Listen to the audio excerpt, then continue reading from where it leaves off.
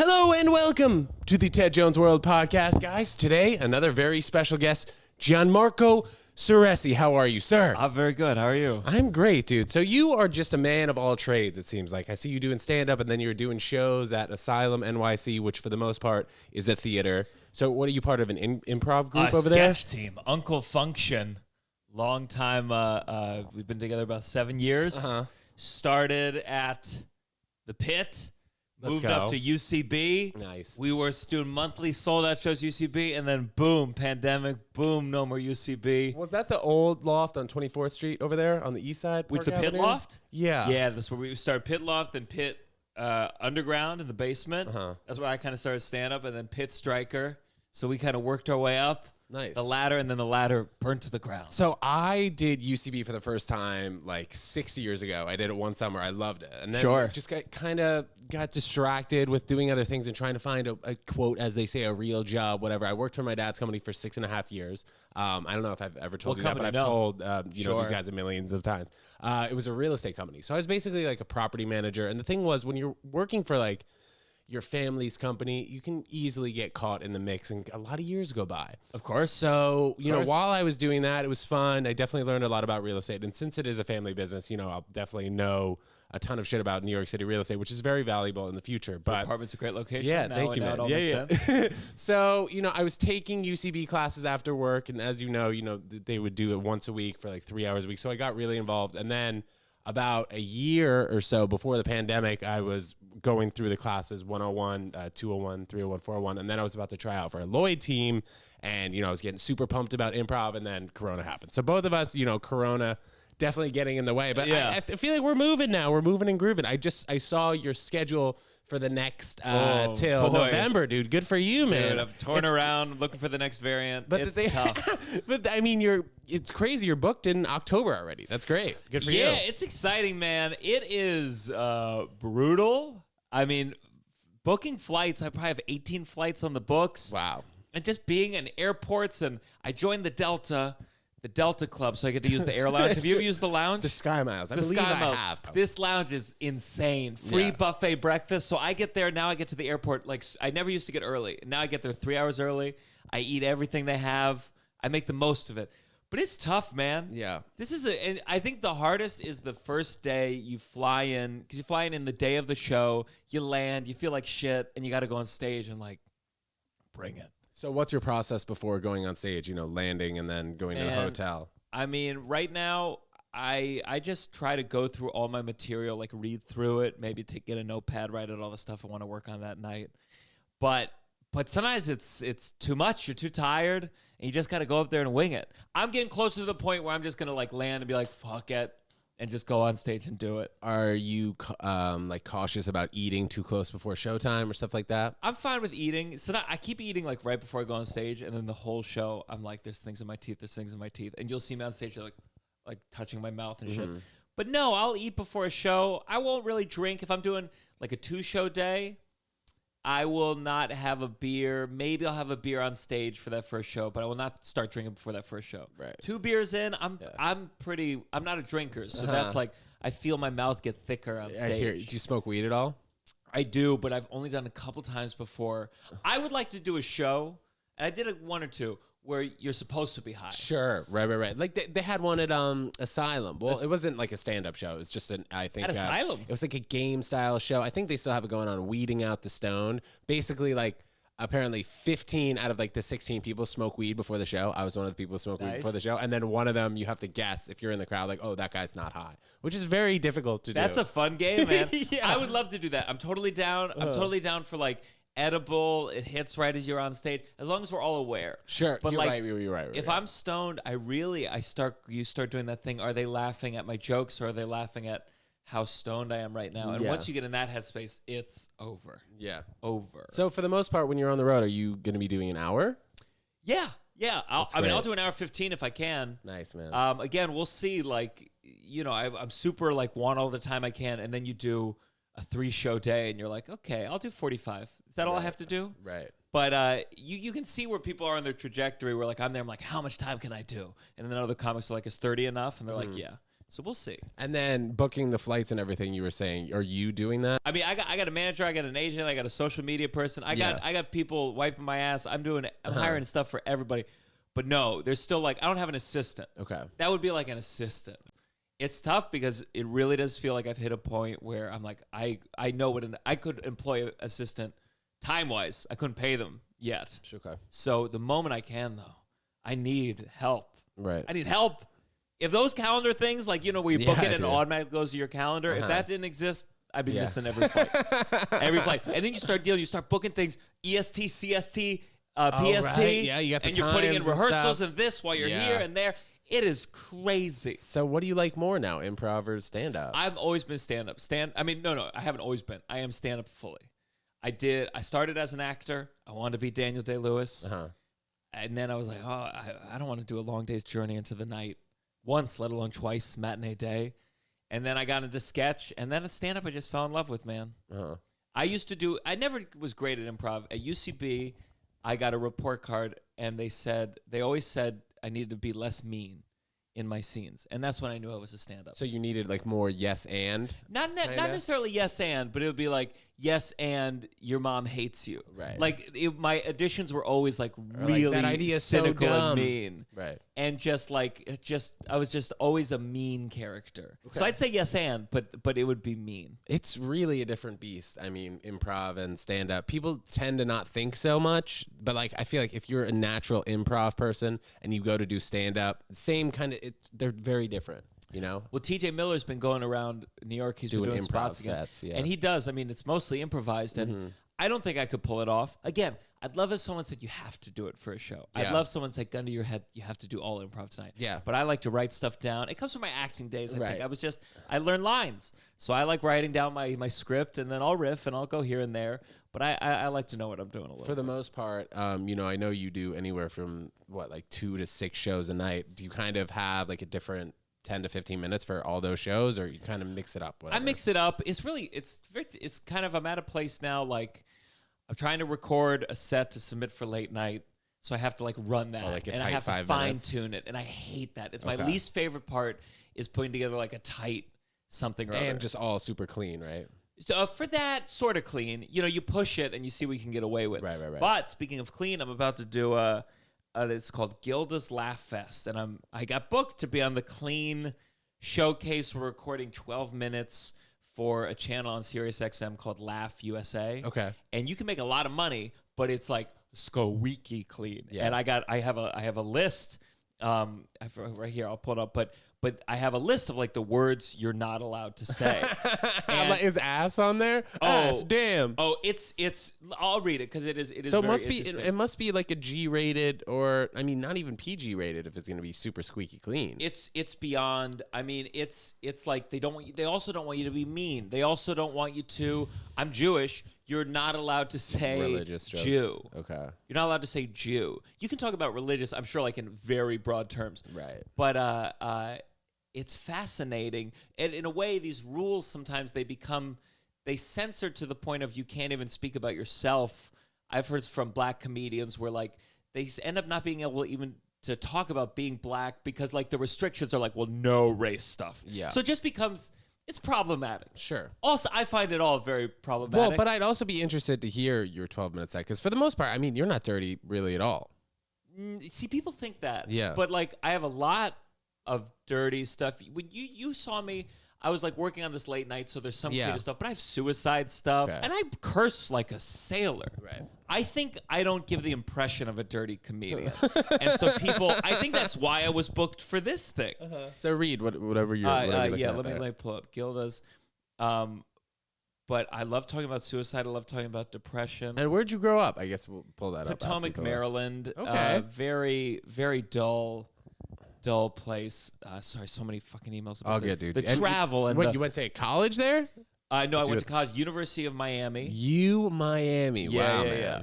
That's great, dude. I almost went to Miami. So I played tennis in college, and it was kind of between like me going to UConn, being able to play right away, or going to Miami, having to wait a little bit just because they had such a good tennis team in terms of playing right away in the lineup. I see. But I mean, I love Miami. My dad is down there for the most part. A few months out of the year lives down there.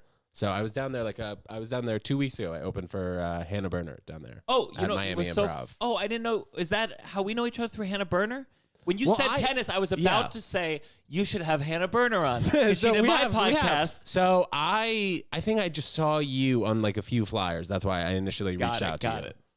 And then, by the way, Gianmarco Soresi was on the Ted Jones Comedy Show about 3 weeks ago. Murdered. Dude, what a great turnout that night, right? That was a good show. fantastic show. Yeah, it was okay, dope. great. Here we go. We got this Let's list. go. Laugh USA guidelines. They didn't say I couldn't read this. Okay, so no cussing, no overtly sexual, no excrement discussions. Big thing. No drug-based humor. Avoid Nick DiPaolo style humor. And What's so here's that? What's Nick DiPaolo? He's just like I mean, he's kind of a conservative comic these days, but he's just a mean, just talks shittily, misogynistic. I mean, he has some fantastic jokes, but yeah, it's not a great example, I don't think. So the word list. Are you ready? Are you ready? Ready, class? Ass, asshole, bastard, bitch, blowjob, clitoris, cock, crap, excrement, cum, cunt, damn, dick, dickhead, dildo, douche, dumbass, the D word for lesbians, the F word, fellatio, feck, F-E-C-K, fuck, goddamn, homo, hooker. I had to slow down because there's some words here I can't say. Jackass, jerk, masturbation, jizz, motherfucker, the N-word, nuts, testicles, pecker, penis, pimp, piss, poop, prick, penis, prostitute, pubic, pussy, queer, sex, chits, slut, smegma, you remember smegma, spunk, tit, turd, twat, vagina, and whore. So if you said a word that was maybe controversial outside of those 100 words, you think you'd be good with it? Like, no. It almost feels like they've covered every word, every base. No, I don't know how this is my first time doing this kind of thing. Yeah. I'm hoping someone watches. I get to do 12 shows of doing this, and they pick the best recording. So I'm hoping someone's there the first two to be like, hey, just so you know, that joke about your dad maybe killing himself. You didn't say suicide. Like, suicide's not on there. Yeah. I'm sure I can't make a suicide. Where do you do these 12 shows then? So this is in Grand Rapids, Michigan. Okay. It's called Gilda's Laugh Fest. Okay. And it's, I don't think the whole festival is clean. Like, Maria Bamford's headlining, and I'm like, Maria Bamford is not clean by any stretch. So I just think I'm part of the clean showcase, and it's like me and 5 other comics just shooting the shit. I'm sure some of them are clean all the time. Yeah. But I'm not clean by nature. My dad cursed. Even when I was a kid, my dad, he was a businessman. So he was on the phone. He'd say, fuck, shit, bitch, cunt. Hand me the phone. I'd be like, hi, Mom. And it was that kind of, that's just part of my DNA. So how did you get from Miami to New York? So I went to college for musical theater. Okay. And I wanted to do theater. I was really into theater. I joined an acting company after college. I moved to Philly for a year to be part of that company. And I just moved to New York trying to meet casting directors and agents and managers, and got sucked into, looking back on it, very scammy kind of, you pay to meet these people. Yeah, man. That happens a lot, though. Yeah, it's like, it's a scam, but I got shit out of it, you know, but I had my parents were helping me out, and I poured a shitload of money into it. In LA, those kinds of things are more, you're not allowed to do them. Casting directors get in trouble, and they really monitor. Are you offering parts? Are you? Yeah. But that's what I did. I should have gone to UCB. I should have found a community, but I was just like, I'm going to game the system. I looked at the scam, and I was like, almost like, well, if I put enough money into this scam and I'm good enough, it'll work. And half a half. I wonder what they're going to do in terms of like improv in New York City again. I mean, UCB closed. I mean, the only real improv right now, I mean, correct me if I'm wrong, is over there at Asylum. Maybe Pit Loft too. Yeah, I mean, the Pit lost its beautiful Striker space. Was great theater. We'll see. Like, part of me, I'm like, well, it's kind of exciting. You know, I think UCB had a lot of flaws. And so it's like, it's the Wild West. I was thinking a lot about the fact that Jim Carrey, these days, if he was coming up now, he'd be like a character guy. But back in the day, stand-up kind of encompassed all of this shit. Yeah. So stand-up lineups would be a mix of comics and Jim Carrey doing whatever the fuck he was doing. And so maybe the worlds will start to blend a little bit again. I think that could be cool. And then I think Asylum is a beautiful space. My friend Chris Cafaro, he kind of leads Uncle Function. He's starting a monthly sketch showcase at the Pit. Uncle Function Presents. So people are trying to like rebuild and maybe figure something out that's equitable. I think it's very tough with improv where I think improv can be amazing. Some stand-ups really hate improv. Yeah, I think no, improv I can love be. it. I like when you see a really good one. I mean, even That's like always the health- caveat. Same with yeah. stand-up though. When you see a really bad anything, it's not good. Well, the thing is about stand up is like you'll have 6 to however many people on the show. So, maybe 1 or 2 of them would be funny, but like improv, Very good everyone's got to mesh together. Very good and like point. Hell's Kitchen, that UCB theater, I remember I used to see people or groups like Stepfather, stuff like that, and I would just be dying laughing from like I would how take good they dates. are. I would take dates to Yeah, go yeah, see exactly. Grandmother's Ashes, and it was like amazing. But I think what sucks is I just think about it in terms of like scaling up. So like I'm headlining this year, and Yes. it's very cool. But there are some shows where I'm traveling to fucking Utah for 2 days, and I'm making $1,000 total, maybe $400 for the airfare, and they give me a hotel. And like you divide, if improv was something you toured and that was the level, as a stand-up, I feel like I'm at a good place. But you have an improv team of 5 or 6 people and you split up $1,000, no one's making any money.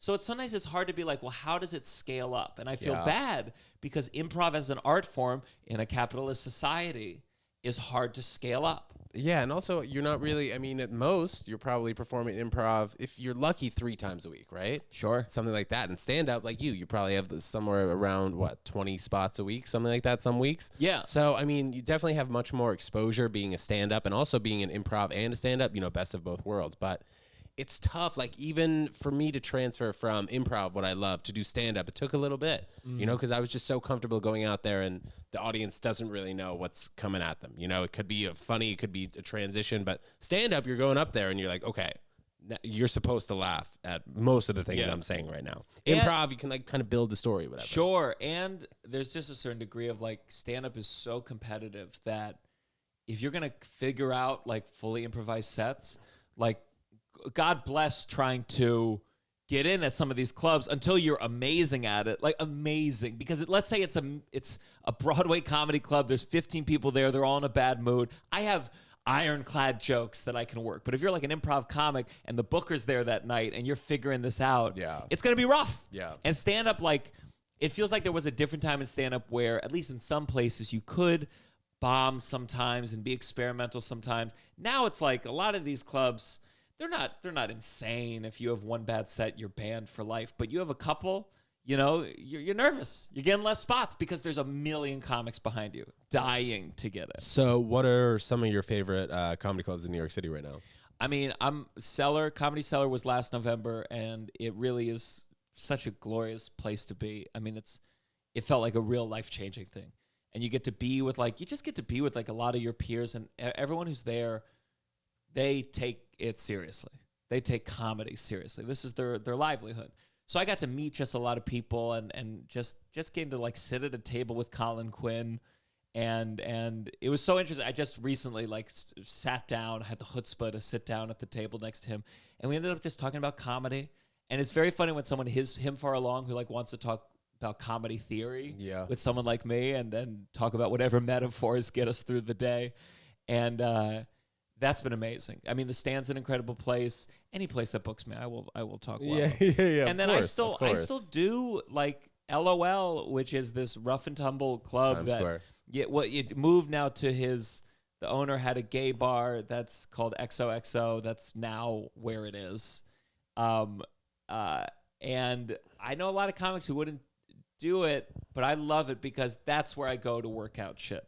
The further I think you always need to have a place where you can like bomb, and like a huge comic, the most famous comic in the world, can go to the Cellar and fuck around a little bit, and I can go to this club and explore a little bit. So in touring and having dates all the way probably like 10 months in advance, are you working on potentially selling your hour that you're working on for the next 9 months? Like, what is your timing looking like? I've always been a little bit less.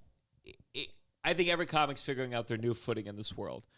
I'd love to do a half hour for Comedy Central. I'd love to do 15 minutes for Netflix. I'd love to do a late night spot. There's so many comics. I don't know when that's going to come up. I am also not particularly passionate about like making the perfect hour until I've really decided I'm going to film an hour soon. I'd rather just fine-tune material, build new material, and just have a wealth of things to pull from in my life.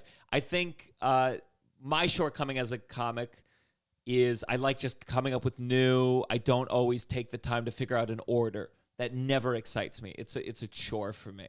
So I just go around and I fine-tune old stuff, write new stuff. I'm doing the social media game, which is one-liner things on TikTok, and then I put it here. Which, frankly, I'm making more money off the social media stuff than I am all the touring. Wow. So it's a weird financial balance where the thing I want to do is perform live stand-up. Yeah. But the majority of my income is from social media. Well, I mean, nowadays, like you talk about, just moving forward, you really got to mesh those two things together. You got to mesh everything. You hear about comics maybe having a couple million followers on TikTok, but they don't have a YouTube channel where they put up stuff. So I think it is, like you were saying, it's just like you got to really work on everything. The YouTube, the Instagram, the Twitter. And it's hard. It's TikTok. I'm always nervous because I think in general the trajectory of stand-up comedians is they get really good in the clubs. They build this incredible hour or so of material. Then they become so busy. And this is where I feel I am. Busy of like doing the social media, doing the podcast, doing the press stuff and the travel, that it just starts declining. Well, the let quality me ask of their you this. stand-up. What do you think is the most important and out of all those? I think like if you're really in it for the long haul, you always got to prioritize the stand-up. But you start, it's hard, man. It's hard because there is nothing like I remember when I went to Tacoma Comedy Club, was like the first super far away comedy club I went to. And when I'm in Tacoma, I've never been to the state of Washington. And I am there, and I've never been here before, and you're in this 300 seat. When was that? This was sometime last year. Sometime last year in 2021. Probably like March, April, like almost May. a year maybe? Yeah. Okay. And you go, holy shit, how the fuck do I sell tickets in this place I didn't even know existed for people who I don't know? I have no traction. And that's when you start going like, fuck, that's what I'm doing now. And it's wild and it's slow. I'll go to Houston, Texas, and two people from the audience go, I saw you on Facebook, and you're like, holy shit. I've worked so hard, and it's resulted in 2. I need 1,000. So you say for the other 998 people, they're going to that comedy club anyway because it looks like a fun headliner? Yeah. And I'm sure I'm going to go back to this particular club in Houston called Rudyard's, and I bet it'll be 25 per show, maybe. That came from my Facebook ads, my Instagram, my Reels. And like, it's cool, but it's also like long way to go. Right, but that's also like I kind of feel like the beautiful thing of comedy. Like you can go wherever you want now that you've built up, enough backing just behind your name and your brand that these comedy clubs, they want to fill a room on Saturday night. Let's pick Gianmarco to do that. Sure. Well, it's so funny because I'll get people like from Germany. They'll be like, when are you coming to Germany? I'm like, when 1,000 more of you want that. That's when I'll be in Germany. Yeah. I'm like, true. I'm glad you'll be there. And also the person writing me, I'll get to Berlin and they'll go, oh, shoot. Or I'm maybe, in Hamburg tonight. Well, or potentially the guy who owns that Berlin comedy club would reach out to you and you have, a big enough name that's who you really want to focus on, no? Sure. Absolutely. And it's starting to happen. I mean, it's by calendar, it's wild. It's wild how quickly it's snowballed. Well, do you ever feel like you should say no more? Absolutely. But I would like to like lean into a touring life and like really feel it and really feel what it's like to I think it'll make me really strong as a comic. And then at some point I will have to. Right. I mean, I have to. I mean, my poor girlfriend, who's in the business, she's a comedy manager. And like, it's hard to be like, hey, just so you know, no more weekends with your boyfriend. And she's coming to some of the gigs, but it's a hard life. It's a hard life for me. It's a hard life for any partner to deal with. And it's also hard with like my sketch team. I'm missing 3 of my sketch team shows in a row. And that's at least right now. Okay. Who knows what's going to come down? So I will have to find a balance, but at least right now, some of these clubs, it's a chain, and it's the first time I'm getting a break. And oh, this club in Utah wants me. I want to break in. I say yes. Let's do it. Are you doing the, I know you had so many dates on your list. I looked, but are you doing Comedy Cellar in Vegas? I am, yeah. That's I'm doing great. that towards the end of March. Okay. And I'm very excited. I did Vegas. I went to Vegas once when I was an actor. I did this. I was like the spokesman for General Electric. And I did some insane gig in Vegas where it was just me showing up at a General Electric conference. And I got paid $15,000 for the day. It was like the height of my acting career. So funny. And I thought I had entered that stratosphere of work, like just work one day a month, make $15,000. Yeah. And that was definitely the peak so far. So far. So for the most part, I don't know if you guys watching and listening know, but like comedy at every single show, you're not getting paid. So what do you think is the difference for you? You know, like you maybe are making $2,500 one night and then another night you're not making any money. What do you see in terms of like, okay, this is valuable for me to do $2,500 for this one night and then to do this for free? Is it just working on material like in an LOL, like you said? Yeah, I'm always like, and I tell my agent too, where like I want time. The time is more important to me than the money. Sure. Where I'm at in life, money is fine. And I'm not trying to get more. Now, if my girlfriend and I ever move in together, I think her priorities are slightly different. She's like, I'd like to move to a nice place. Yeah. But for me, where I am right now, I always want time. And I probably do some gigs that I should just probably start saying no to. But I also, when I'm not getting paid, I do feel a certain degree, and this is arrogant to a certain degree, but I'm like, well, if I'm not getting paid, I'm going to bring the notepad up there and I'm going to work stuff out because, this is, and I'm not going to shit the bed. I'm not going to walk the audience. I'm not an audience walker yet. But that's where I'm at right now. And again, that goes back to your point of saying no to things. I just want the time. I have so much I want to work out. I have so much I want to work on that's what I value the most. And I'm blessed that the social media is kind of paying the bills. So I don't really even look at these headlining weekends. They could be paying me borderline anything. I mean, I hope they don't take that. Right. But that's not where the majority of the income is. So I'm just happy to break into the club. And when I go back there the second time, then we can start talking about, hey, this is insane. Do you find that having things on camera are more beneficial than having things just over the airwaves? Yeah, I mean, I'm just doing a full you got to press, man. Yeah. And you keep your ear to the ground, see what clicks, and I just start telling those little jokes to the camera, and I caption them, and it worked. Thank God. Nice, man. Nice. So, I mean, besides this touring for like the next almost year, what's on tap for the future? I mean, I'm auditioning for shit. I've yet to book. I honestly, it's being a comedian is much more fruitful than being an actor, unless you're successful as an actor. But it is a miserable life.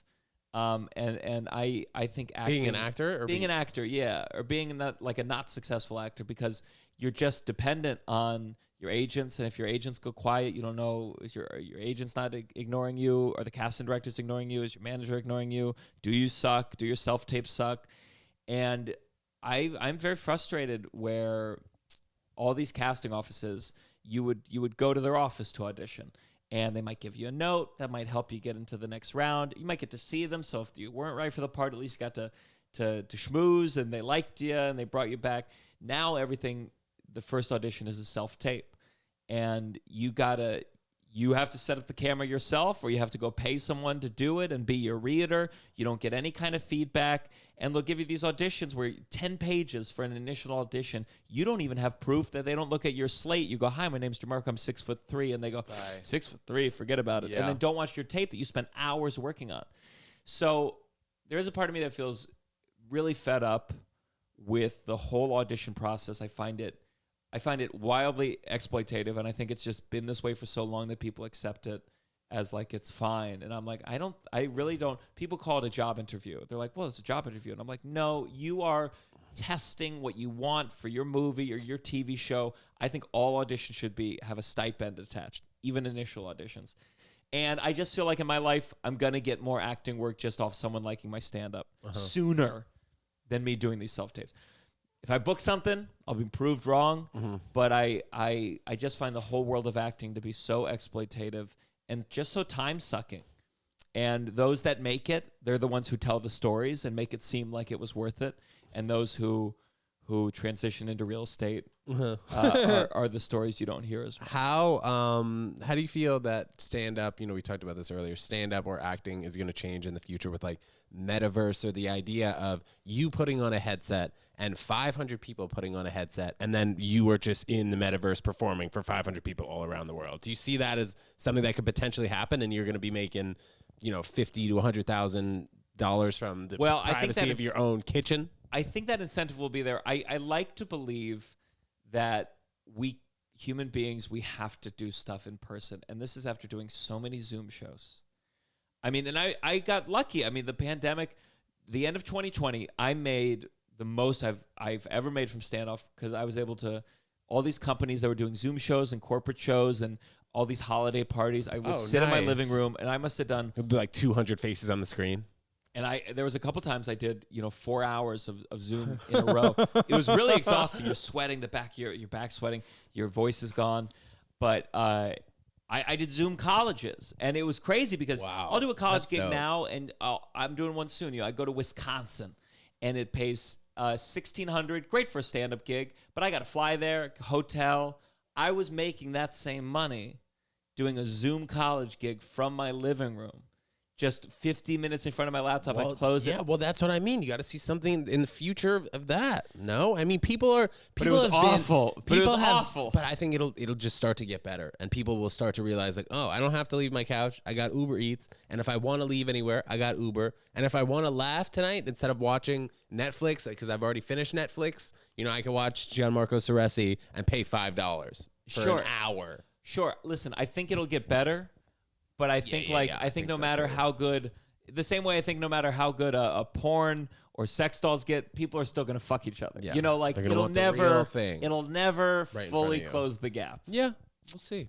We'll see. I'm very interested to see what happens. But like you said, between the mix of improv and stand-up, and especially in New York, the hub previously for improv and the hub for stand-up, there was always two different things. So it's going to be interesting to see like how things come together. I always worry with art where it becomes about like the following and the familiarity, where the quality of everything goes down. Yeah, I think like there was a time I believe where you went to a comedy club because you trust the comedy club was going to put on a good show. And now a lot of people, they go to the comedy club because they're there to see a particular person.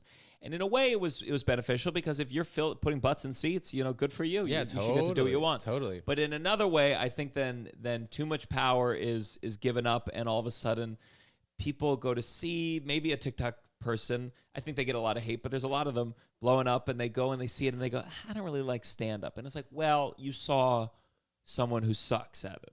Right. And somebody who has the ability to work on that particular post for whatever it is, 3 hours, has a script, was doing this particular thing, whatever it is, a sketch or something that's funny, and stands out on TikTok. So, I think, like you were saying, you gotta really go to the spots that know what they're doing, and in a Comedy Cellar, in a stand, maybe Stand Up New York, Caroline, something like that. Sure. And you hope quality prevails. You hope people get tired. Yeah. But we'll see. Yeah, we'll see. I also could see technology destroying art forever, and it's like NFTs and stuff. Yeah, it all makes me nervous. It all makes me nervous. I just think social media, it's hard to stop. It's hard to control. It's very addictive. Yeah, man. And it just becomes about who are you familiar with, and not necessarily discovering new I know, man. I know. But that's why I'm doing it. That's why I'm on it. Exactly. I'm like, well, if you can either like me because you know me, or I'm good. Now, like even you sitting on my couch, man. Think about how much better we've gotten to know each other than if we're just like DMing on Instagram, like every whatever it is, 30 minutes or some shit like that. Yeah. So, Gianmarco, what else you got, man? Oh my God. So I got my sketch team, Uncle Function. Yeah. I got a girlfriend. Also, let us know where we can follow you, man. I'm at Gianmarco Soresi. I'm on everything. if a new app was developed before this came out, I'm on it already, and all my videos are on there.